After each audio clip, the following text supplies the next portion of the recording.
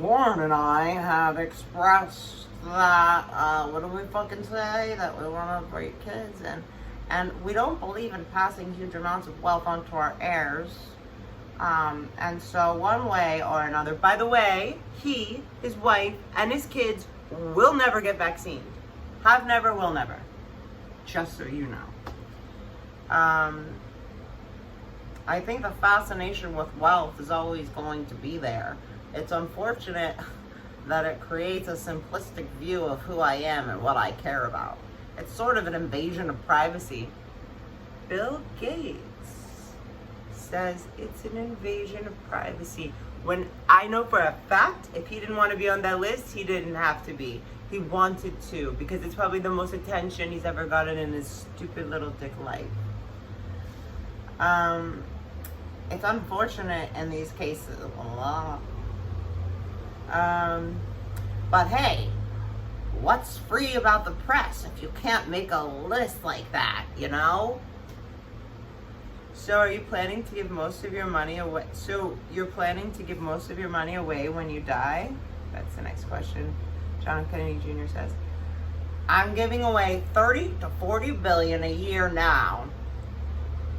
I'd like to see that. And since 1992, I've donated 200 million to my foundation. 5% of 200 million. Do that math. You kept the rest. So I'm already doing some things. Sorry. But a percentage of my wealth, I'll do most of it when I can put off full-time effort into that. That's my only caveat. My work now is focused on keeping Microsoft successful. I can't relax with 100 billion, you know. How does the immensity of your wealth affect your life? It is a strange thing. I think it's unusual that someone can have so much money. It strikes you as strange? John asks. Oh, very. Are you kidding? Somebody who has this much money has a command on society's resources. In my view, it all comes down to how you use it. So in the same breath, the guy's like, all this money that I'm showing, but pretending I don't have to show, pretending I don't have a choice in showing, gives me the control to command society's resources verbatim. What do you see on the road ahead for the Microsoft Corporation? We're based on a vision on computers becoming an incredible tool for everybody. It's a vision that's very far from being realized. Computers can't listen to what you're saying. They can't speak to you, they can't see, and they don't learn. They weren't working on robots in 97. Okay, that's here nor there. I mean, computers are still pretty limited today. My entire life has been devoted to the future, and exciting new things are on the way. There is something called Moore's Law, which says that basically every 2 years, computers get twice as good. That's a sure thing. Moore's Law.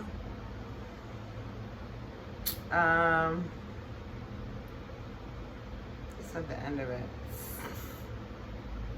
It's not the end of it. Okay. So questions that I didn't read before.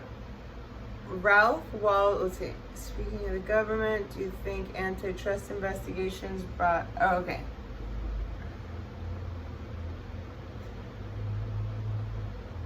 What do you see as government's role in developing the internet? Bill Clinton, we did that one in the last video. But aren't some new laws necessary to deal with this new world, being the information highway? And Bill Clinton he alluded to Eisenhower's building the highway speech in the 50s. It's surprising how but are some new laws necessary to deal with this new world that, Billy has outlined? It's always surprising how well old concepts carry on over into the new medium. He just speaks words. It's overly idealistic to act like, oh, except when he tells the truth by accident. Overly idealistic to act like, oh, the internet is this one place where people should be able to do whatever they wish, present child pride. Whoa. Oh. Sorry. Did he just throw that out there? Question from John F. Kennedy Jr. to Bill Gates. But aren't some new laws necessary to deal with this new world, which Bill has explained very utopiously? It's always surprising how well old concepts carry over into the new medium. It's overly idealistic to act like, oh, the internet is one place where people should be able to do whatever they wish. Present child pornography. I couldn't make this up. I swallowed my throat. How does that even come up with a freaking... If you need to pause it, you can pause it. Smelt it, you dealt it. I'm such a dork sometimes. Do scams, libel people, steal copyrighted material? Society's values have not changed fundamentally just because it's an internet page. Take copyright. Sure. It's normal to name your fucking thing Luciferase and 6666 be the patent. Let's see that there. So, take copyright. Sure, there should be some clarifications about copyright, but the old principles work surprisingly well in the new medium. Anybody who says you have to start over, I don't agree with that. Next question. Will it be possible to maintain our privacy in the digital world? Privacy is a very interesting issue. We broke from tricky. I think people are a little naive about how much data exists about them electronically today. 1997, remember? Some countries are already using these smart cards, which, with all of your vital information on them, you use them to claim benefits, medical benefits, to vote, to identify yourself to the bank, and so on. John F. Kennedy says, sounds Orwellian. You know, Bill Gates says, the degree of privacy afforded for each individual will always be a political decision. Your circle fucking logic is literally making me nauseous. It's a decision for each society. The U.S., who the fuck are you to say? The U.S. is the ultimate we believe in privacy country, so the government will probably never issue smart cards. But I'm trying, right? At the same time, attitudes can change. If, for example, the U.S. went through a terrible period of terrorism, people might decide to draw a line about privacy a little bit differently. This guy's been spelling it out. Speaking of the government, next question. Do you think that the antitrust investigations brought against Microsoft are fair? This had to do with Intuit. You can check out 1996, 97, whatever. Well, the industry we are in is very important. This is the answer. We've been immensely successful, so at some point it was going to be worthwhile for the government to look at our industry.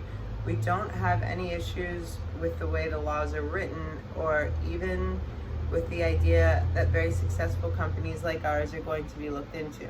What's interesting is that in terms of power in the marketplace, none of us in the world have high technology and kind of power that, say, Coke has in the soft drink market. And our businesses, not even the most successful companies like IBM or Microsoft, can stand still. If we stand still, we are going to get replaced pretty quickly. Our business is less forgiving than any other than I can think of. Sexual slavery is pretty unforgiving. Abusing children, the way that feels, it's pretty unforgiving. Satanic rituals, those are unforgiving. We reached a consent decree with the Justice Department freely and fairly, and we are perfectly satisfied with what came out of that. But as long as we are successful, competitors will try to exploit the situation and try to hobble us as a competitor. After protracted negotiations, this is in parentheses, Microsoft signed a consent decree with the Department of Defense in July 1994 to settle charges of antitrust violations. The company agreed to monitor itself primarily to consider whether new acquisitions would lead Microsoft to further dominate the software market and to cease acquisition if it would. What about criticism, next question, of Microsoft's dominant position in the industry? In an industry that is anti-competitive, the industry should be reconfigured so that 1,000 flowers can bloom instead of one big tree that dwarfs everything else.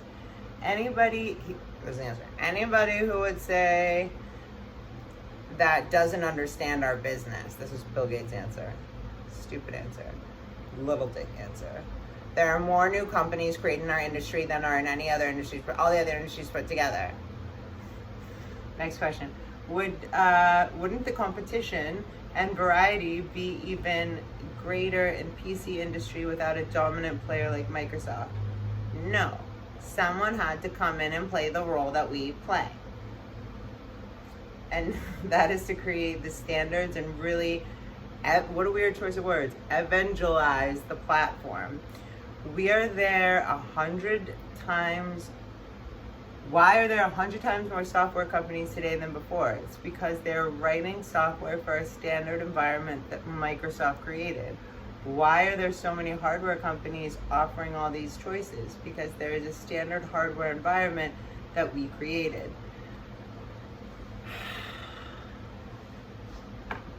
Billy.